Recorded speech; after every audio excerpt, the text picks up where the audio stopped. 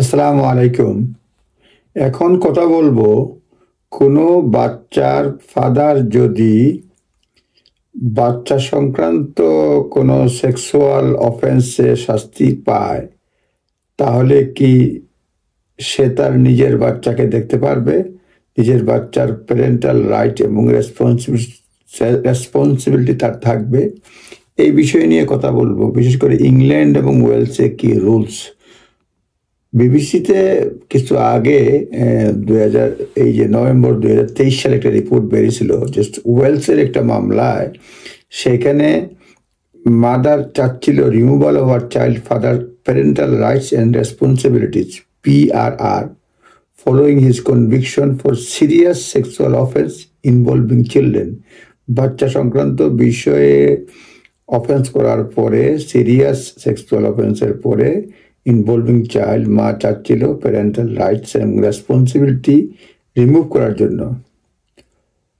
The court, despite indicating this test for removal of PRR অর্থাৎ parental rights and responsibilities was very high, বলছিল very high, remove the majority of the father's parental rights and responsibility.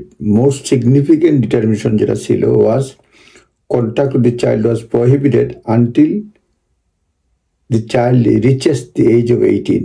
হ্যাঁ, সুতরাং যেটা হচ্ছে, চেষ্টা হচ্ছে very high, সরানো হবে কিনা, এটা বেস্ট ইন্টারেস্ট কিনা। কিন্তু যেটা হচ্ছে দি মোস্ট সিগনিফিকেন্ট ডিটারমিনেশন, যেটা খুবই গুরুত্বপূর্ণ ডিটারমিনেশন ছিল, এটা বাচ্চার সঙ্গে কন্ট্যাক্ট বাচ্চা 18 হওয়া না পর্যন্ত প্রহিবিটেড ছিল। স্কটল্যান্ডে একটা ধরনের আইন রয়েছে, সেটা হচ্ছে যে প্যারেন্টাল রাইটস অ্যান্ড রেসপন্সিবিলিটিস, এটা স্কটিশ চিলড্রেন স্কটল্যান্ড অ্যাক্ট 1995 অনুযায়ী হয়, এবং সেখানে অ্যাডাল্ট হওয়া পর্যন্ত রুল প্লে করে, যে আইন তাদেরকে মানে নির্ধারণ করে দেয়। কিন্তু নর্মালি সেইখানেও কোনো ধরনের রেস্ট্রিকশন রয়েছে, যে কেউ কনভিক্টেড যদি হয়। In Scotland certain individuals automatically have PR, মানে কিছু ব্যক্তি অটোমেটিক্যালি প্যারেন্টাল রাইটস রেসপন্সিবিলিটি পায়। যারা পায় তারা হচ্ছে, স্কটল্যান্ডের কথা বলছি, biological mother including mother's who have given birth using donor egg. যিনি ডোনর এগের, মানে যারা কারা কারা প্যারেন্টাল রেসপন্সিবিলিটি পায়, যারা ডোনর এগের মাধ্যমে আরেকজনের এগ নিয়ে যখন বাচ্চা হয়, এই বাচ্চা মানে বাচ্চার মা, biological mother including mothers who has given birth using a donor egg, সে পায়, মানে বায়োলজিক্যাল মাদারে পায় PRR অর্থাৎ parental rights and responsibilities. Biological ফাদারে পায় if he was married or in a partnership with child mothers at the time of conception।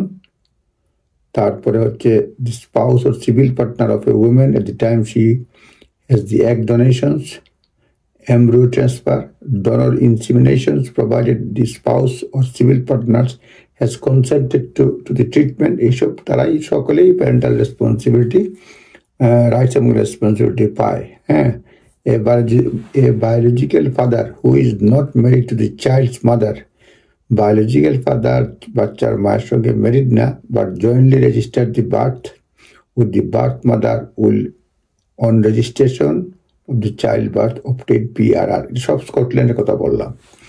ওয়েলসে যেটা আছে, এই রিপোর্টের পরে, মানে ওয়েলসে বিবিসি একটা রিপোর্ট বলছিলাম নভেম্বর 2023, সেখানে তারপরে লেবার MP হ্যারিয়েট হারম্যান বলছিলেন একটা অ্যামেন্ডমেন্ট আনার জন্য, যে ইংল্যান্ড এবং ওয়েলসে সেক্সুয়াল অফেন্স যারা করে, offenders who are convicted of sexual offences involving child are automatically deprived of their parental rights and responsibility. মানে লেবার, এই ওয়েলসের মামলার পরে লেবার পার্টির MP একটা অ্যামেন্ডমেন্ট টেবল করেছিলেন, যে যদি সেক্সুয়াল মানে বাচ্চার সঙ্গে সিরিয়াস সেক্সুয়াল অফেন্সের কারণে শাস্তি হয় বাবার, তাহলে যেন তাকে প্রহিবিট করা হয় নিজের বাচ্চার সঙ্গে দেখা না করা, মানে দেখা করা প্রহিবিট করা হয়।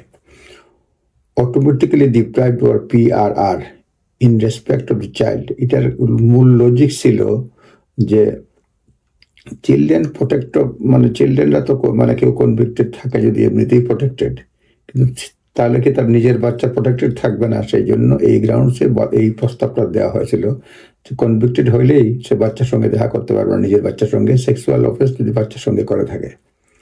বর্তমানে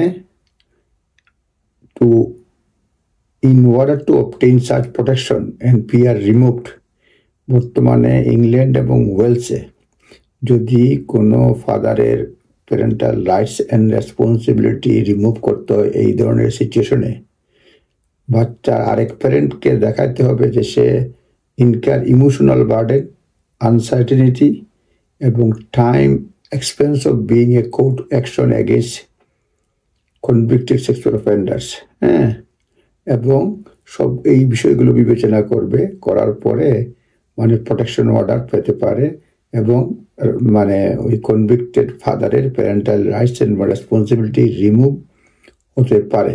এই জন্য যেটা হচ্ছে যে বর্তমানে বলা হচ্ছে যে at law stand it is always open for the person who has been deprived of PRR to apply to the court to have reinstated।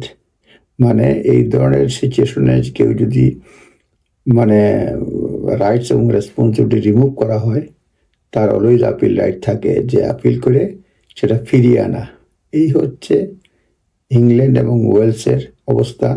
যখন একটা মানুষ তার নিজের বাচ্চার সঙ্গে সেক্সুয়াল অফেন্সে জড়িয়ে যায়, এবং মানে নিজের বাচ্চার সঙ্গে না, জেনারেলি বাচ্চাদের সঙ্গে সেক্সুয়াল অফেন্সে জড়িয়ে যায়, তখন তাকে ডিপ্রাইভ করার জন্য আবেদন করা যায় ইংল্যান্ডে তার নিজের বাচ্চার সঙ্গে যোগাযোগের জন্য।